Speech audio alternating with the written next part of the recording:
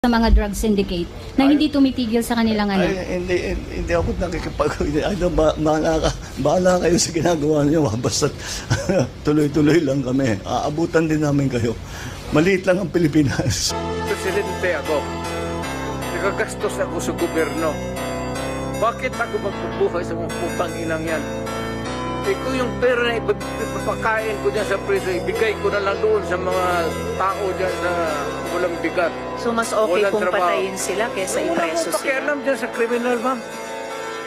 So thank you for making that pakialam sa kriminal kung saan silang impernong gusto nilang pumunta. Well, To make your own history in this planet. yes, Mr. Yun ang Chair. gusto nilang mangyari. Doon sila sa impyerno at doon tayo magkita. Well, Mr. Chair, wala namang jurisdiction ng Senado sa impyerno. Dito lang sa bansa natin pwede tayong mag-investigate. Doon tayo pupunta. Well, wala po akong ambisyon pumuntang impyerno pa. Pero Mr. Chair, ang Hirain punto kita, lang ma'am. nito,